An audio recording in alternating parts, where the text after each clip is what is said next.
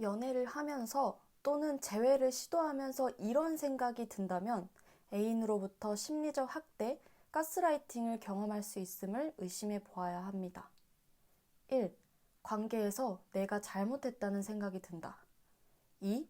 상대방이 나를 다그침으로써 성장시켜주고 있다. 3.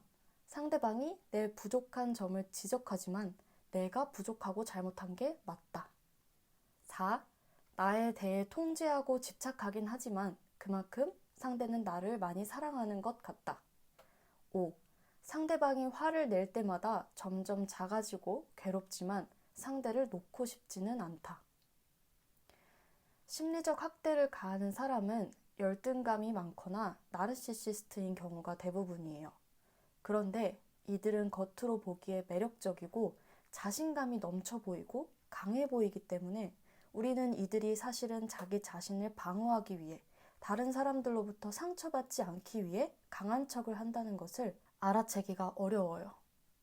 오늘은 애인의 가스라이팅의 전략과 과정, 그리고 단계에 대해 알아보며 내 애인이 나를 통제하려 하거나 나의 마음을 힘들게 하는 경우 어떻게 대처해야 하는지, 더 나아가 그들과의 관계를 어떻게 바라보아야 하는지 함께 생각해 봅시다.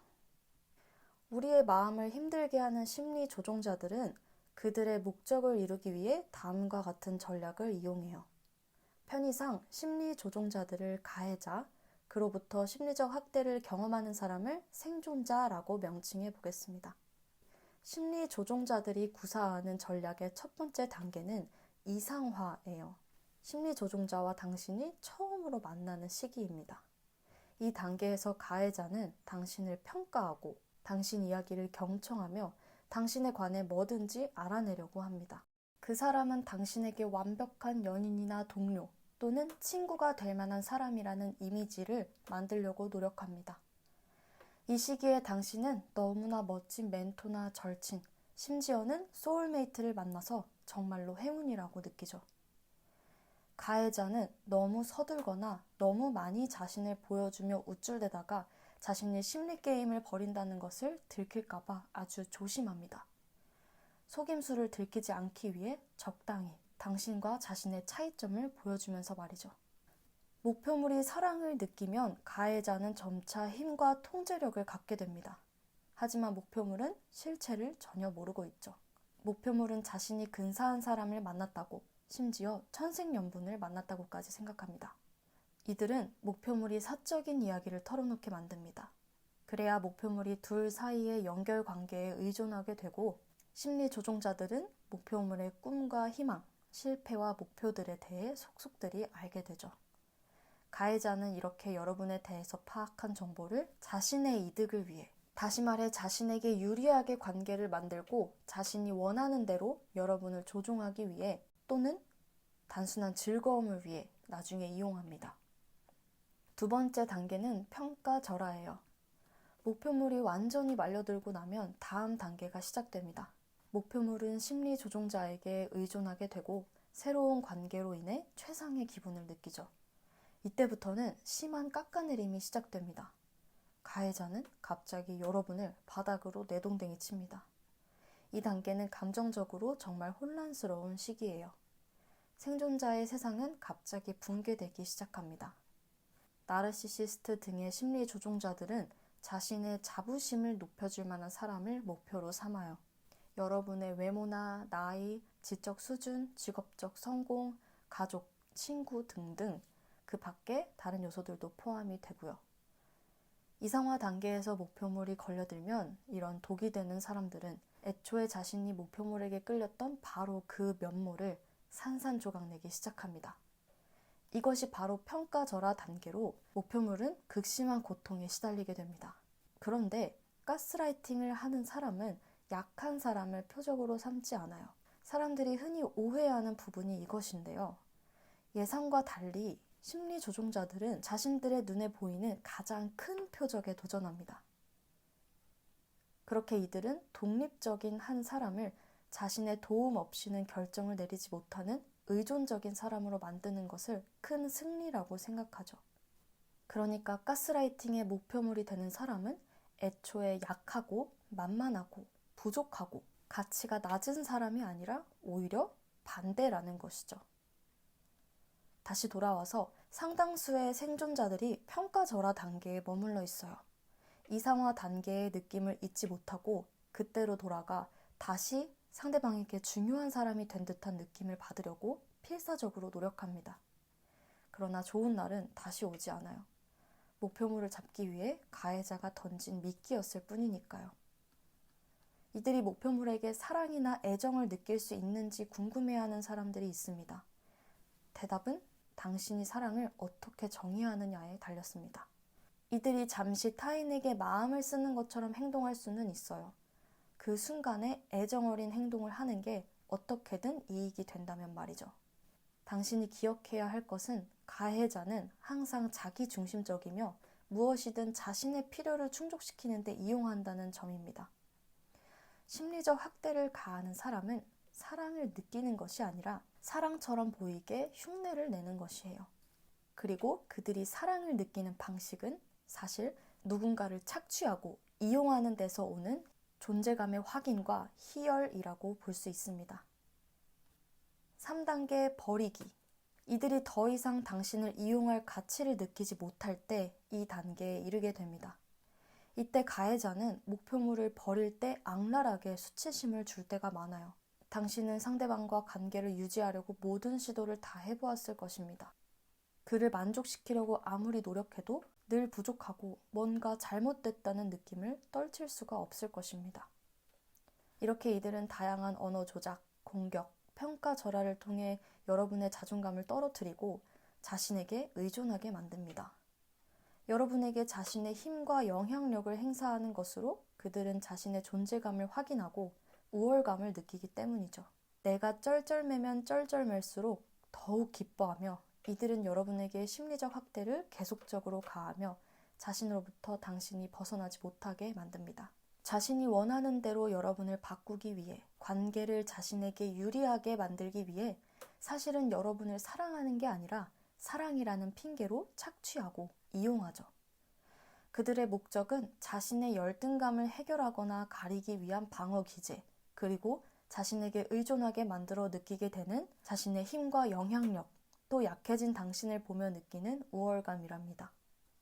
그러나 그들의 전략이 너무나 교묘하기 때문에 여러분은 이런 모습이 사랑 때문이라서 사랑의 다른 표현 방식이라고 혼동하게 되죠. 그러면 이런 나에게 독이 되는 사람으로부터 우리가 벗어나지 못하는 이유는 무엇일까요? 내가 이상한 건 아닐까? 나에게 무슨 문제가 있어서 이런 일을 경험하는 건가? 하는 생각이 들 수도 있을 거예요. 앞서 말했지만 심리적 학대의 목표물이 되는 사람은 사실 약하고 부족한 게 많은 사람이 아닌 건강하고 행복하고 가진 게 많은 사람들이에요.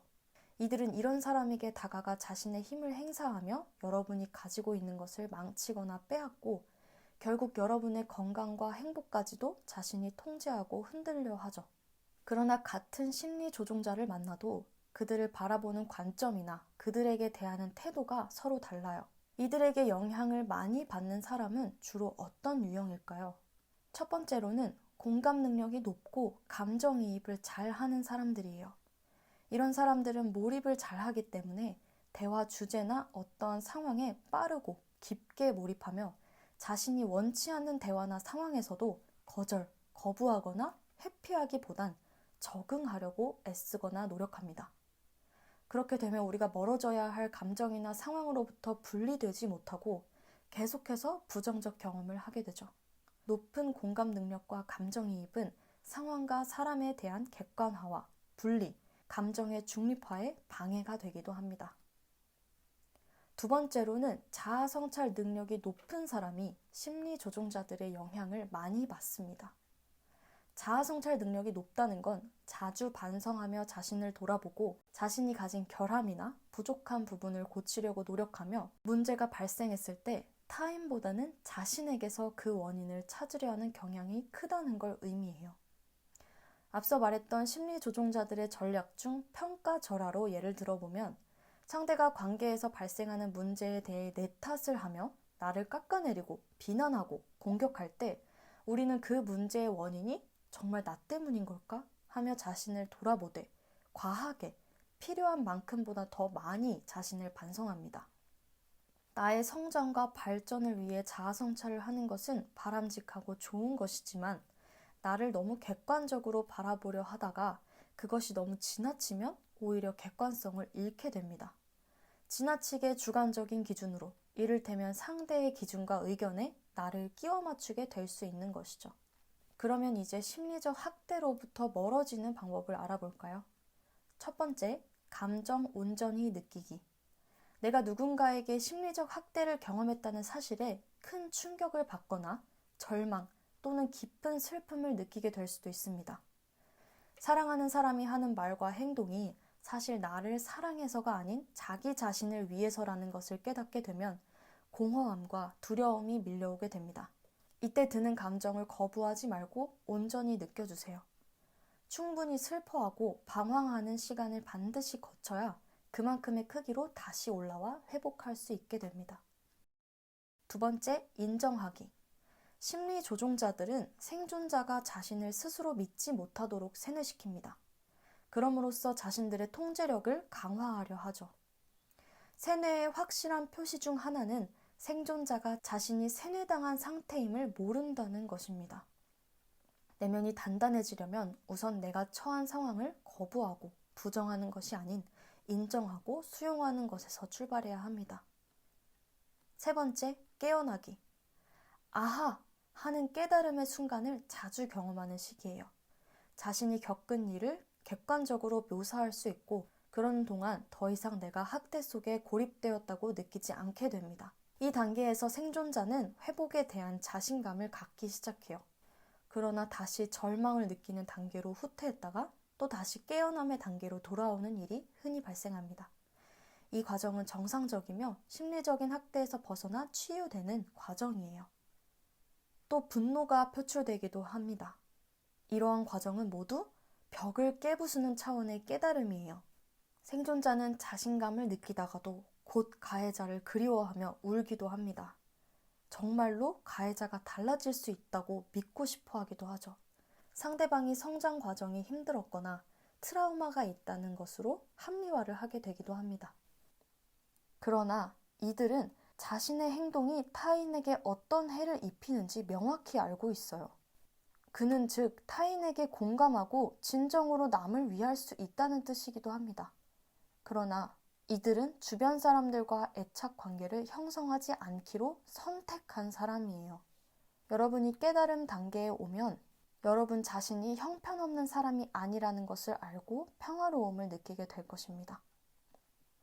이렇게 심리 조종자들의 전략과 이들의 특징, 그리고 이런 사람들에게 영향받을 가능성이 높은 성향의 유형과 끝으로 심리적 학대로부터 벗어나고 이에 대처하는 적절한 방법을 알려드렸어요. 상대로 인해 마음이 힘들거나 자꾸만 내가 잘못했다고 자책하게 된다면 제 영상을 통해 나를 잃지 않는 길을 찾으셨으면 좋겠습니다. 모두 응원할게요.